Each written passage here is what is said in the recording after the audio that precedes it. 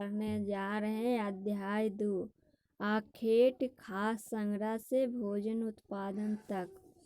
तुषार की रेल यात्रा। तुषार अपने एक रिश्तेदार की शादी में दिल्ली से चेन्नई जा रहा था। रेल में उसे खिड़की वाली सीट मिल गई, जहां से वह बाहर का नज़ारा देखने में मग्न हो गया।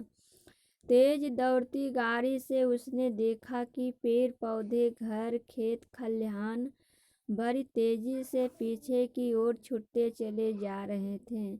तभी उसके चाचा ने उसके कंधे पर हाथ रखकर कहा, पता है, लोगों ने मात्र 150 साल पहले रेल से यात्रा करनी शुरू की थी। बस तो इसके कुछ दशक बाद आई। तुषार सोचने लगा कि जब लोगों के पास आने जाने के लिए तेज रफ्तार वाली सवारियां नहीं थी, तो क्या वे यात्रा ही नहीं करते थे? क्या वे अपनी सारी जिंदगी एक ही जगह पर बिता दिया करते थे? नहीं, ऐसी बात नहीं थी। आरंभिक मानव आखिर वे इधर उधर क्यों घूमते थे? हम उन लोगों के बारे में जानते हैं जो इस उपमहाद्वीप में 20 लाख साल पहले रहा करते थे। आज हम उन लोगों के बारे में जानते हैं जो इस उपमहाद्वीप के 20 लाख साल पहले रहा करते थे। आज हमें उन्हें आखेट खास संग्रह के नाम से जानते हैं। भोजन का इंतजाम करने की विधि के आधार पर उन्हें इस नाम से पुकारा जाता है। आमतौर पर खाने के लिए वे जंगली जानवरों का शिकार करते थे, मछलियाँ और चिड़िया पकड़ते थे, फल मूल, दाने, पौधे, पत्तियाँ, अंडे इकट्ठा किया करते थे। आखेट खास संग्रह समुदाय के लोग एक जगह से दूसरी जगह पर घूमते रहते थे। ऐसा करने के कई कारण थे। पहला कारण यह है कि अगर वे एक ही जगह पर ज़्यादा दिनों तक रहते तो आसपास के पौधों, फलों और जानवरों को खाकर समाप्त कर देते थे। इसलिए और भोजन की तलाश में इन्हें दूसरी जगह पर जाना पड़ता था। दूसरा कारण यह है कि जानवर अपने शिकार के लिए या फिर हिरण और मवेशी अपना चारा ढूंढने के लिए एक जगह से दूसरी जगह जाया करते थे। इसलिए इन जानवरों का शिकार करने वाले लोग भी इनके पीछे जाया करते होंगे। तीसरा कारण यह कि पेड़ों और पौधे में फल फूल अलग अलग मौसम में आते हैं, इसलिए लोग उनकी तलाश में उपयुक्त मौसम के अनुसार अन्य इलाके में घूमते होंगे। और चौथा कारण यह है कि पानी के बिना किसी भी प्राणी या पेड़ पौधे का जीवित रहना संभव नहीं होता, और पानी झीलों, झरनों तथा नदियों में ही मिलता है। यद्यपि कई नदियों और झीलों का पानी कभी नहीं सूखता। कुछ झीलों और नदियों में पानी बारिश के बाद ही मिल पाता है, इसलिए ऐसी झीलों और नदियों के किनारे बसे लोगों को सूखे मौसम में पानी की तलाश में इधर उधर जाना पड़ता होगा। आरंभिक मानव के बारे में जानकारी कैसे मिलती है? पुरातत्वविदों को कुछ ऐसी वस्तुएं मिली जिनका निर्माण और उपयोग आखेट खास संग्रह किया करते थे। यह संभव है कि लोगों ने अपने काम के लिए पत्थर, लकड़ियों और हड्डियों के औजार बनाए हों। इनमें से पत्थर के औजार आज भी बचे हैं।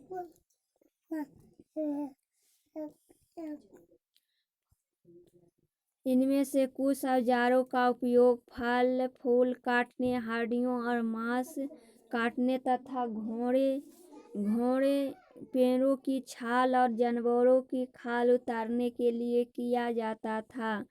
कुछ के साथ हड्डियों या लकड़ियों के मुट्ठे लगाकर भाले और बाण जैसे हथियार बनाए जाते थे।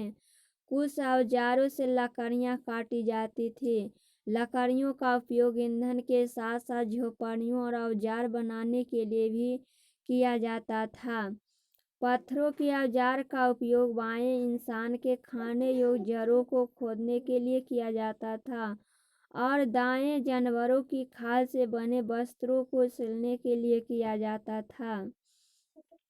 रहने की जगह निर्धारित करना। मानचित्र 2 को देखो। लाल त्रिकोण वाले स्थान में पुराना स्थल है जहां पर अखेट खाद संग्रह में होने के प्रमाण मिले। इनके अलावा भी और कई स्थान अखेट खाद संग्रह रहते थे। मानचित्र में सिर्फ कुछ गिने चुने स्थान ही चिन्हित किए गए हैं। कई पुरास्थल नदियों और झीलों के किनारे पाए गए हैं।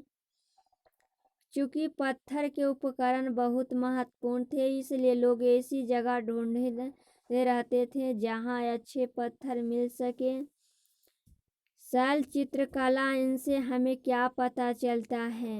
एक शैल चित्र, इस चित्र के बारे में बताओ। जिन गुफाओं में लोग रहते थे उनमें से कुछ ही की दीवारों पर चित्र मिले हैं। इनमें कुछ सुंदर उदाहरण मध्य प्रदेश और दक्षिण उत्तर प्रदेश की गुफाओं से मिले चित्र हैं। इनमें जंगली जानवरों का बड़ी कुशलता से जीवित सजीव चित्रण किया गया है। भीमबेटका, आधुनिक मध्य प्रदेश। इस पुरास्थल पर गुफाओं व कंदराएं मिली हैं। लोग इन गुफाओं में इसलिए रहते थे क्योंकि यहाँ उन्हें बारिश, धूप और हवाओं से राहत मिलती थी। ये गुफाएं नर्मदा घाटी के पास हैं। क्या तुम बता सकते हो कि रहने के लिए लोगों ने यह जगह क्यों चुनी होगी?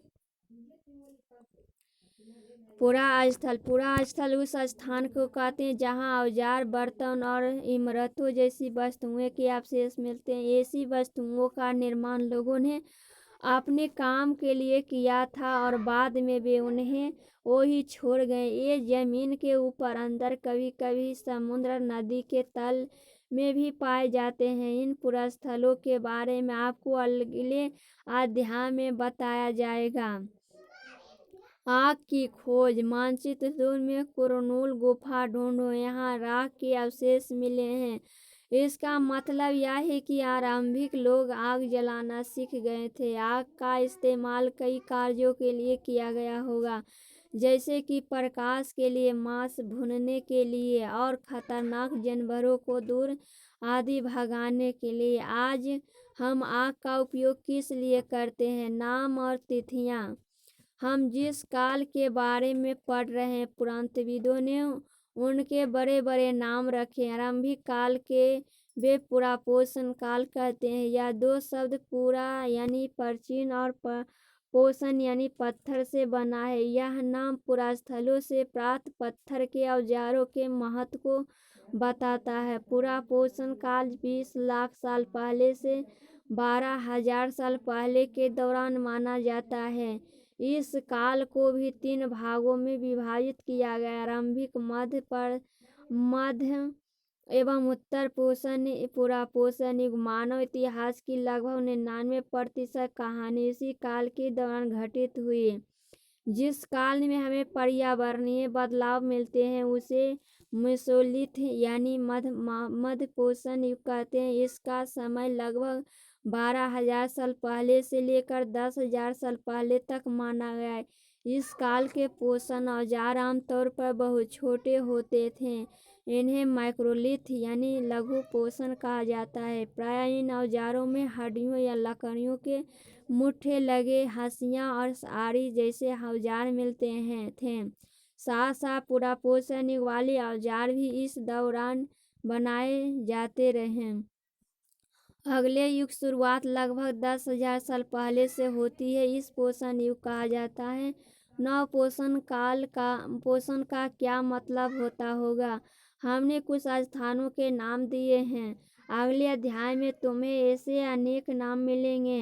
अक्सर हम पुराने स्थलों के लिए उन नामों का प्रयोग करते हैं जो आज प्रचलित हैं, क्योंकि हम ज्ञात नहीं है कि उस काल में इनके क्या नाम रहे होंगे।